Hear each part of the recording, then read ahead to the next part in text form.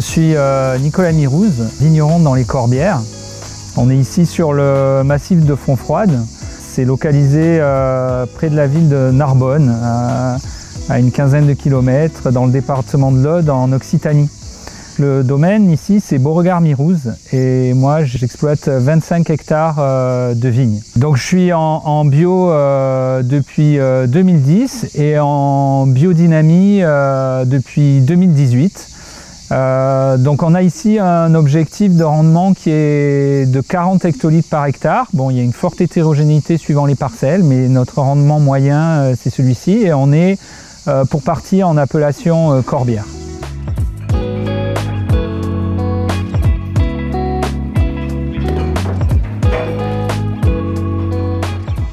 Donc la pression mildiou sur le domaine, elle est vraiment modérée, liée au climat méditerranéen qu'on a, liée au fait qu'on n'est pas directement sur l'influence méridionale, puisqu'on est sur ce versant nord du massif. Après, il y a une forte variabilité interannuelle parce que, évidemment, le régime hydrique peut être très différent d'une année sur l'autre. Voilà. Globalement, c'est sec, mais les printemps ne sont pas forcément secs. Et donc, on peut avoir des épisodes mildiou, c'est un vrai sujet ici aussi.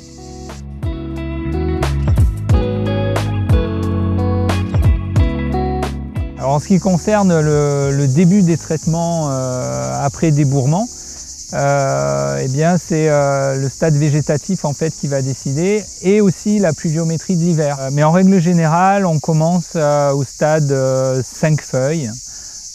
Et pour ce qui est du renouvellement, là aussi ça dépend beaucoup de la température et de la pluviométrie, puisqu'on attend qu'il y ait suffisamment de pousses.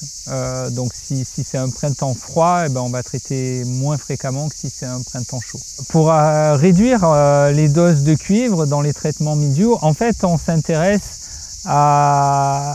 au cep et à son développement harmonieux.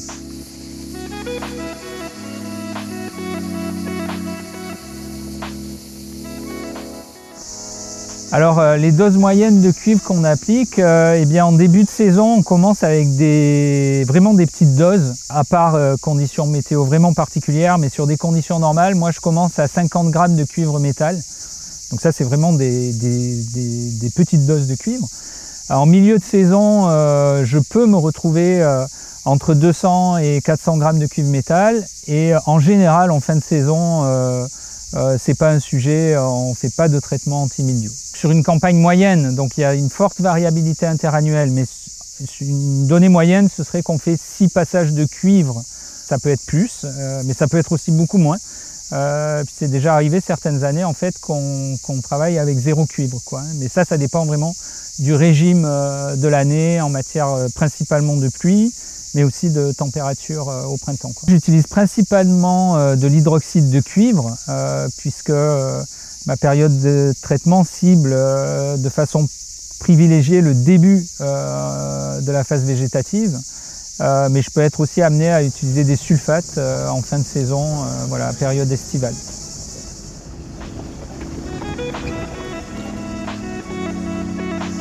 Alors moi j'utilise beaucoup de PNPP parce que je pense que c'est un des leviers vraiment intéressants pour avoir un pied de vigne qui va se développer de façon harmonieuse. Alors j'utilise différents types, j'utilise des tisanes et des décoctions. J'utilise aussi des extraits fermentés et j'utilise des préparats biodynamiques. Au niveau des PNPP que j'utilise, certains sont achetés. Ça peut être acheté en plantes sèches, mais quand on a la possibilité de les cueillir nous-mêmes, c'est quand même bien. Pour les préparats biodynamie, c'est la même chose. Soit on les achète, mais il nous arrive aussi d'en préparer, de le faire collectivement. Et c'est un moment vraiment important de partage.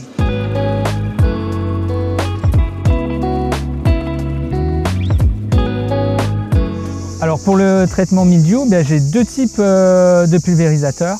En début de saison, ça concerne en fait le premier traitement et si ça pousse pas très fort après débourrement, le second. Et ça c'est un pulvérisateur à jet porté. Donc là, on passe tous les 2 rangs. Et ensuite, quand il y a plus de feuilles, j'utilise un pneumatique. Donc là, en passant un rang sur 4 jusqu'à la fleur. Et si jamais on traite après la fleur, notre objectif, ou en situation idéale, c'est de ne plus traiter le mildiou à partir du moment de la fleur. Mais si jamais on doit traiter, alors on passe tous les 2 rangs liés à l'importance de la végétation. Pour ce qui est du réglage du pulvérisateur, donc en début de saison, on prend soin de vérifier en fait le débit de chaque buse. Donc on le mesure, on le quantifie. Et il arrive qu'on ait des surprises et souvent c'est lié à un problème de nettoyage en fait des tuyaux qu'on pensait avoir bien nettoyés. Et après au niveau des réglages, donc ça concerne en fait l'adaptation de ce qu'on va pulvériser à la surface foliaire. Donc nous, même sur le pneumatique, on l'a adapté avec plus de sorties. D'origine, il avait 8 sorties, notre pulvé, on en a rajouté 2 pour pouvoir mieux couvrir en fait la surface foliaire. Le responsable des traitements, c'est moi qui définis en fait les programmes et les dates d'intervention. Ici, on a 3 permanents sur le domaine, ils ont la qualification pour faire les traitements. En début de saison, on va traiter à 200 litres hectare avec les jets portés. Ensuite, avec notre pneumatique, quand on passe un rang sur 4, on est à 100 litres hectare. Et si on double, en fait, on adapte les buses, mais pas dans l'idée de modifier le volume. Là, on va être à 200 litres hectare, donc en doublant. Et la vitesse de travail, c'est toujours 5 km/h. Donc on a choisi une vitesse plutôt lente et on s'y tient vraiment, quoi. Alors pour traiter l'ensemble du domaine, quand je passe tous les 4 rangs, il me faut 20 heures, voilà, ou 40 heures, donc ça c'est un peu plus long si on passe un rang sur 2. Alors les 3 principaux leviers pour la réduction de cuivre, je dirais que le premier levier c'est la vigueur du cep. Ça interroge plusieurs paramètres, ça interroge la taille, mais ça interroge aussi beaucoup la fertilisation, même énormément la fertilisation. Donc on a développé des stratégies, nous on n'utilise pas d'engrais en fait, hein. Donc on utilise du compost en amendement et des couverts en engrais vert. Ça c'est le premier levier. Le second levier c'est une approche plus globale en fait que le cep, ce qui va intéresser la parcelle et son environnement en fait. Donc voilà, s'intéresser à ça, et là je parle de la biodiversité qu'il peut y avoir dans l'environnement de la parcelle. Donc en agroforesterie, nous on a lancé depuis 5 ans des plantations de haies par exemple. C'est un exemple où on essaye d'intervenir dans l'environnement immédiat de la parcelle. Et le troisième levier pour réduire les doses de cuivre, c'est de ne pas rater de traitement en fait. Et de bien respecter les cadences par rapport à la pluviométrie et par rapport à la couverture s'il y a une forte pousse.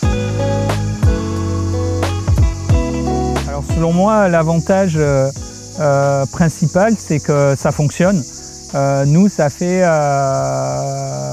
22 ans que je suis installé. La pratique que j'ai mise en œuvre, en fait, elle s'est construite dans le temps. Au début, j'étais en conventionnel, je suis en bio depuis 2010, et en 2010, je ne travaillais pas comme je travaille maintenant. Donc ça s'est construit année après année, pas à pas, et donc c'est quelque chose qui fonctionne. Après, c'est quelque chose qui fonctionne et que je maîtrise ici, et je pense que la limite, c'est que peut-être que le modèle que j'ai mis en place ici, il est certainement pas exportable partout, quoi. Donc ça c'est certainement une limite de son application. Alors pour ce qui serait de donner un conseil à des producteurs qui voudraient s'engager dans une démarche bio, je pense que ce qui est important en fait c'est d'avoir la bonne échelle d'exploitation, de ne pas avoir trop de vignes. Nous ici on a commencé par réduire la surface du vignoble. Et donc pour bien s'occuper de ces vignes, je pense qu'il faut avoir la juste échelle, quoi. Et après c'est d'avoir, comme on l'a vu tout au long de cet échange qu'on a eu, c'est d'avoir une approche en fait globale, de ne pas considérer juste le mildiou. Quand on a du mildiou, en fait c'est un symptôme Et souvent, il y a plusieurs paramètres pour le régler et le cuivre n'est pas le seul paramètre sur lequel on peut intervenir.